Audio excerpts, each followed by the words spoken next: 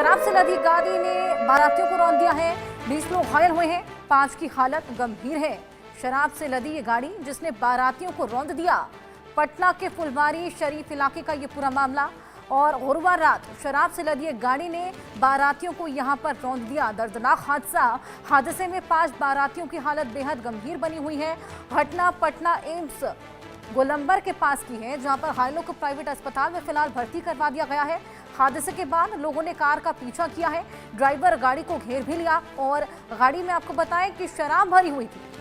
शराब से ये गाड़ी लदी हुई थी। 2 नंबर प्लेट भी मिले हैं, एक पर झारखंड और दूसरे पर बिहार का नंबर है। आरोपी ड्राइवर आरा का रहने वाला है और पुलिस ने फिलहाल इस पूरे मामले को लेकर जांच पड़ताल शुरू कर दी है। 20 लोग घायल हैं।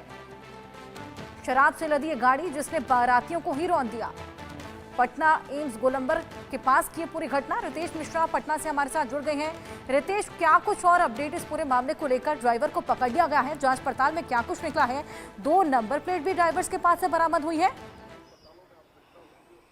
बिल्कुल, ये कोई ऐसी बात नहीं है कि कोई नई घटना है। बिहार में इस तरह की घटनाएं खूब हो रही हैं, जहां पर 2-2 नंबर प्लेट, 3-3 नंबर प्लेट, और ये इसलिए किया जाता है कि जब बॉर्डर पार करते हैं शराब तस्कर तो फिर उस राज्य का नंबर लगा लेते हैं ताकि बॉर्डर पार करने में कोई परेशानी नहीं हो। लेकिन आप सोचिए कि बिहार में शराबबंदी है और शराबबंदी के बावजूद प्राइवेट गाड़ी में शराब की जो पेटियां हैं वो लेकर जाई जा रही थी। और अब पहले तो राजस्व को नुकसान था, अब देखिए कि लोगों की जान माल पर आम लोग जो हैं अब इसकी जद में आने लगे हैं। शराब तस्कर था, शराब लेकर जा रहा था, पुलिस पीछा कर रही थी। बारात, क्योंकि शादियों का सीजन है, दानापुर में बारात लग रही थी और बारात में लोग नाचते हुए जा रहे थे। किसी को अंदेशा नहीं था किस तरह से हो जाएगी। और पुलिस से बचने के लिए जो शराब तस्कर है उसने गाड़ी को काफी तेज रफ्तार से भगाया और हादसा हो गया।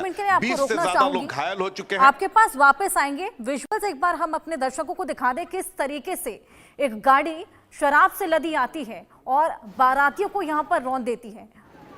जिस तरीके से शराब बिहार में बैन है, उसके बावजूद ये गाड़ी आप देखिए बारातियों को यहाँ पर रौंदती चली जाती है। ये बाराती जो कि शादी में शिरकत करने आए थे, उन्हें क्या मालूम था कि इस तरीके की घटना उनकी आंखों के सामने होगी। ये रौंदती चली जाती है। आप देखिए इस गाड़ी को गौर से। शराब से लदी ये गाड़ी शराब तस्करी के लिए प्राइवेट गाड़ी जा रही थी और उसी बीच यहाँ पर बाराती जो कि नाच गा रहे थे और शादी में शिरकत करने आए थे, सेलिब्रेट कर रहे थे, उसी बीच गाड़ी आप देखिए किस तरीके से यहाँ पर बारातियों के बीच में घुसी चली आती है और बाराती अंदाज़ा भी नहीं लगा पाते हैं कि आखिर क्या हुआ। और देखिए किस तरीके से गाड़ी यहाँ पर बारातियों को रौंदती चली जाती है, क्योंकि पुलिस इस गाड़ी के पीछे लगी हुई थी। और इसी डर से जहां इसने देखा कि बहुत सारे लोग मौजूद हैं, वहां से जब इसने निकलने की कोशिश की, ये देखिए हेडलाइट से आप समझ पाएंगे कि वही गाड़ी है जो कि बारातियों को रौंदती हुई चली जा रही है। रितेश, मैं आपके पास वापस आऊंगी, अपनी बात पूरी कीजिए। तो देखिए कि किस तरीके से लोग हंसते खेलते नाचते जा रहे थे, बारात खुशी का माहौल, और वहां पर देखिए किस तरीके से शराब तस्करी की वजह से लोगों की जो जान है वो आफत में आ चुकी है। 20 से ज्यादा, क्योंकि आप बारात में आप समझिए कि 100 लोग होते हैं, 150 लोग जो होते हैं वो झुंड में नाचते गाते जाते हैं, गाड़ी उस बीच में घुसती है। 20 से ज्यादा लोग इसमें घायल है। 5 की जो स्थिति है वो क्रिटिकल बनी हुई है। पटना एम्स में वो इलाजरत है। ड्राइवर को पकड़ लिया गया है। लेकिन कौन है शराब माफिया? शराब की ये खेप कहां से आ रही थी? शराब की ये खेप कहां पहुंचाई जा रही थी? जैसा कि अन्य केस में होता है, इस केस में भी पुलिस जो है वो अंधेरे में ही हाथ पांव चला रही है। लेकिन सवाल ये उठता है कि बिहार में शराबबंदी को कारगर बनाने के लिए करोड़ों अरबों रुपए खर्च किए गए हैं, चाहे वो ड्रोन से निगहबानी हो, चाहे वो बॉर्डर पर स्कैनिंग की बात हो। सवाल ये उठता है कि बॉर्डर से ये झारखंड, जो जानकारी हमें मिल रही है कि झारखंड से शराब की खेप लाई जा रही थी।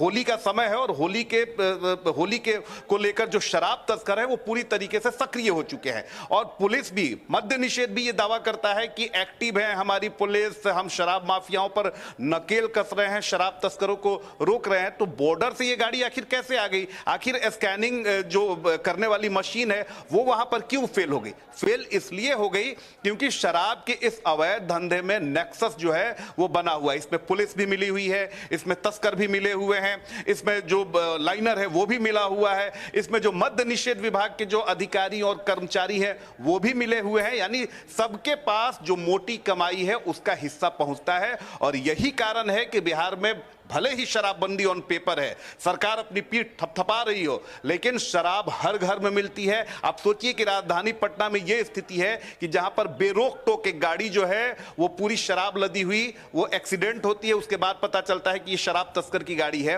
तो घर घर में शराब मिल रही है, ऑन डिमांड आप शराब मंगा सकते हैं, और सरकार सिर्फ अपनी पीठ थपथपा रही है। पैरेलल इकोनॉमी बन चुकी है, और पैरेलल इकोनॉमी इतनी मजबूत हो चुकी है कि इसमें किसी की हिम्मत भी, अगर कोई पुलिसकर्मी चाहता है, अगर कोई उत्पाद विभाग का अधिकारी चाहता है कि कोई कार्रवाई कर दी जाए, तो उसको कार्रवाई करने से भी रोक दिया जाता है, उसका ट्रांसफर कर दिया जाता है। यह शराब तस्करों और शराब माफियाओं की धमक हो चुकी है। जी बिल्कुल रितेश, और ऐसी शराबबंदी का फायदा भी क्या जिसका खामियाजा यहाँ पर आम जनता को भुगतना पड़ता है? आम जनता का क्या कसूर था, उन बारातियों का क्या कसूर था जो सेलिब्रेट कर रहे थे, शादी में शिरकत करने आए थे? उनको क्या मालूम था कि इस तरीके से गाड़ी आकर उनको इतनी बुरी तरीके से रौंद देगी? अब बिल्कुल देखिए, मैंने वही कहा कि देखिए शराब जो तस्करी है, अवैध शराब का जो धंधा है, उसकी वजह से बिहार सरकार के राजस्व को करोड़ों अरबों का नुकसान हो रहा है, क्योंकि पैरेलल इकोनॉमी खड़ी हो गई है। लेकिन दूसरी तरफ आम आदमी की जो जान है वो सांसद में है, वो खतरे में है। क्योंकि आप देखिए कि हर साल जनवरी महीने, इसी साल जनवरी महीने में कई लोगों की जहरीली शराब से छपरा और सिवानी इलाके में मौत हो गई, मोतिहारी इलाके, बेतिया में मौत हो गई। पिछले साल भी जनवरी फरवरी महीने में सैकड़ों लोगों की मौत हो गई। तो हर साल जहरीली शराब से लोगों की मौत हो रही है। ये अब सरकार ने भी मान लिया है कि हर साल चलो जहरीली शराब से मौत होगी, और उसके बाद आई वॉश करने के लिए कुछ लोगों को उठाया जाएगा, फिर उन पर कार्रवाई की जाएगी। लेकिन अब तो देखिए कि एक्सीडेंट देखने को मिलता है। बहुत शुक्रिया आपका तमाम जानकारी के लिए।